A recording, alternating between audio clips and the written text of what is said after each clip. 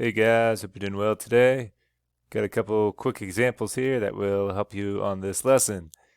And here we go. All right. So this lesson is all about combining like terms before you solve an equation. So you see that these are like terms because they're the same variable. Unfortunately, though, they are fractions with denominators that are not the same. And this one actually is a mixed number. So anytime you have a mixed number, it just makes it a lot easier unless you're adding two mixed numbers together to make it into an improper fraction. All right, so I'm going to make it 9 halves x here. Okay, 2 times 4 plus 1 gives you the 9. Keep the denominator the same. All right, so that's your first step. Second step, anytime you need to add fractions together, you cannot add two things together that are not alike. You got halves. How can you add it to something that's cut into fifths? All right, so what we have to do is rewrite the fractions so that they're cut into the same size. So we need to change the half, 9 halves, to make it into tenths. We would multiply the top and bottom by 5, okay? Because it's 5 times 2 is 10. All right, so we'd have 45 tenths. And on the other one, to make 5 into 10, we would multiply the top and bottom by 2. Okay, so you see I'm timesing by 2. And so we would have 8 tenths x, okay, equals 40. Now, we can combine our fractions. 45 plus 8 is 53. Oops. Try to make that a little neater. 53 over 10. Okay. And that's equal to 40. And do you know what to do now? Like we did in the last lesson, anytime you have a variable with a fraction and they're connected, it's connected by multiplication. So you cannot subtract it away. You have to multiply by the reciprocal in order to cancel it out. So the reciprocal is that fraction flipped. So I am flipping 53 over 10 into 10 53rds. Okay. I know this doesn't look like a nice pretty fraction. Nothing's going to cancel on this one. So it's probably a good one to pick up the calculator for. I tried to create something that would cancel, but I failed at creating something that would cancel. All right, so we'd have 400 over 53, and that does not divide evenly.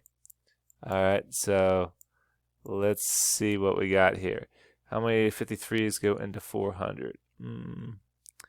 All right, that's 7. So we have 7 53s that go into 400. Okay, 7 times 53. So that's 371. So, if you were doing it long division-wise, it would look like this. 53 into 400. That's 7. And then you would have 371. So if you subtract that, you'll have 29 left over. And so there's your fraction, 7 and 29 53rds. Okay, so that's it for that one. Let's move on to problem number 2. All right, here's example 2. This is kind of like the one that I messed up on the Edpuzzle question the other day. All right, so let's make sure we get it right. A shirt is on sale for $20. This is 20% off the original price. What was the original price? All right, so anytime you're doing one like this, it's a good idea to label any word problem what your variable is. So P is going to be the original price. You want to make your variable what you're looking for. All right, so let's think about this. The shirt originally was P dollars. Okay, so that's like 100% of the price. Okay, now if it's discounted 20% off, you're not going to be adding to the original price. You're going to be subtracting from the original price. And then you need to make 20% into a decimal because you can't just take P minus 20 because P minus 20 would be like you're subtracting $20. Okay, you're subtracting 20% of the price. So you move the decimal point twice, once, twice, and it's up to you if you want to put the extra 0 there or not.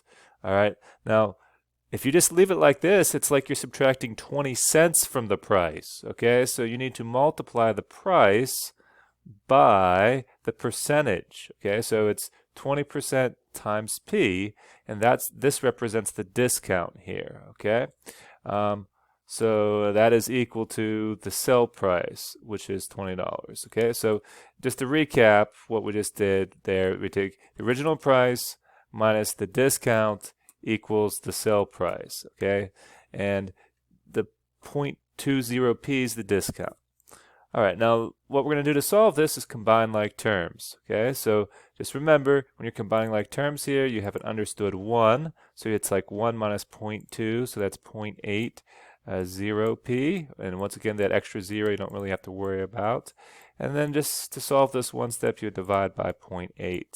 Okay, and so if you divide 20 by 0.8, that would actually be $25 originally for the shirt. Okay, so make sure you label your answer, $25 for the original price. Okay, and make sure you label stuff clear. All right, so that's it. And hope you guys enjoy the homework now. Have a great day. Bye-bye.